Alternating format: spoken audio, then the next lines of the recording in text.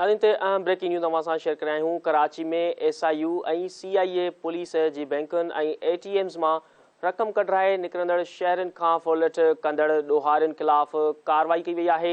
3 जवाबदारनि खे गिरफ़्तार कयो वियो आहे। गिरफ़्तार जवाबदारनि में कामरान मंगी, अब्दुल रज़ाक ऐं मोहम्मद अकरम उर्फ़ इकराम शामिल आहिनि। जवाबदारनि स्ट्रीट क्राइम जे वारदातुनि जो बि इंकिशाफ़ कयो आहे। इहो चवणु आहे पुलिस जो। ब्रेकिंग न्यूज़ अवां सां शेयर कराया आहियूं। कराची में SIU ऐं CIA पुलिस जी बैंकुनि ऐं ATMs मां रक़म कढाए निकिरंदड़ शहरनि खां फॉल्ट कंदड़ ॾोहारियुनि ख़िलाफ़ कार्रवाई थी आहे, जंहिंजे नतीजे में 3 जवाबदारनि खे पिणु गिरफ़्तार कयो वियो आहे। गिरफ़्तार जवाबदारनि में कामरान मंगी, अब्दुल रज़ाक ऐं मोहम्मद अकरम उर्फ़ अकराम शामिल आहिनि। जवाबदारनि स्ट्रीट क्राइम जे वारदातुनि जो बि इंकिशाफ़ कयो आहे। इहो चवणु आहे पुलिस जो।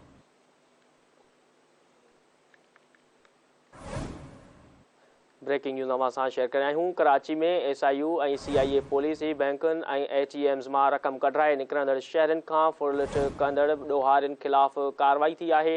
3 जवाबदारनि खे पिणु गिरफ़्तार कयो वियो आहे। गिरफ़्तार जवाबदारनि में कामरान मंगी, अब्दुल रज़ाक ऐं मोहम्मद अकरम उर्फ़ अकराम शामिल आहिनि। जवाबदारनि स्ट्रीट क्राइम जे वारदातुनि जो बि इंकिशाफ़ कयो आहे। इहो चवणु आहे पुलिस जो।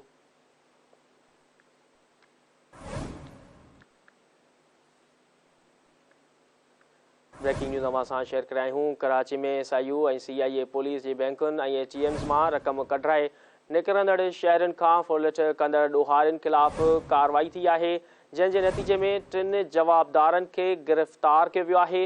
गिरफ़्तार जवाबदारनि में कामरान मंगी, अब्दुल रज़ाक ऐं मोहम्मद अकरम उर्फ़ अकराम शामिल आहिनि। जवाबदारनि स्ट्रीट क्राइम जे वारदातुनि जो बि इंकिशाफ़ कयो आहे। इहो चवणु आहे पुलिस जो।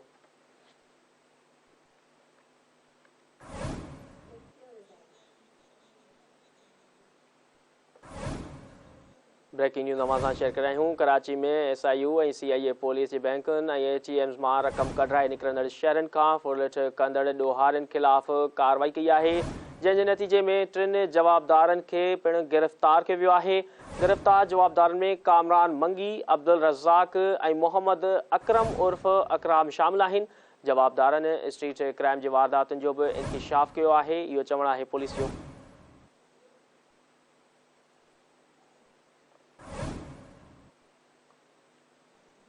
इन वार सां वधीक अपडेट मालूम कंदासीं। असां सां गॾु टेलीफोन लाइन ते मौजूदु आहे धरती TV कराची जो रिपोर्टर इसाक सरकी। जी इसाक, छा अपडेट्स इन वार सां आगाह कजो। बिल्कुल ॾिसो, कराची में जेको SIU पारां कार्रवाई कई वई आहे, जॾहिं त कार्रवाई में जेको ATM खसण वारा जेके जवाबदार आहिनि उन्हनि जे ख़िलाफ़ कार्रवाई कई वई आहे, जंहिंमें बैंक मां ATM जे ज़रिए जेके फुरलुट वारदातुनि में मुलविस जवाबदार उन्हनि खे गिरफ़्तार करे वरितो आहे। जॾहिं त SIU CIA मुबीना टाउन ऐं गुलिस्तान जौहर में कार्रवाई कई वई आहे, जंहिंमें 3 जेके जवाबदार आहिनि उन्हनि खे गिरफ़्तार कयो वियो आहे। गिरफ़्तार जवाबदारनि में कामरान मंगी, अब्दुल रज़ाक ऐं मोहम्मद अकरम शामिल आहिनि।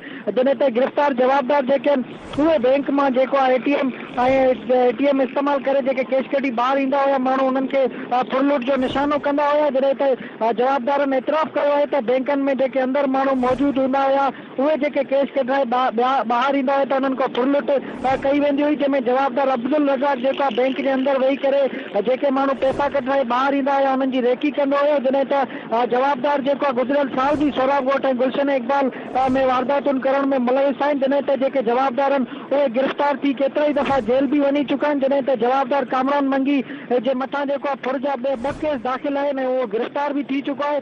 जॾहिं त अब्दुल रज़ाक, मोहम्मद अकरम इहे बि जेको आहे पंजाब में वारदातुनि खां पोइ गिरफ़्तार थी चुका आहे। जॾहिं त गिरफ़्तार जवाबदारनि जे कब्ज़े मां 3 TT पिस्टल ऐं ॿियो जेको सामान आहे उहो हथु कयो वियो आहे। जॾहिं त जवाबदारनि जे ख़िलाफ़ केस दाख़िल करे वतकीर जांच शुरू कई वई आहे। जी ठीकु आहे इसाक, तफ़सील लाइ महिरबानी।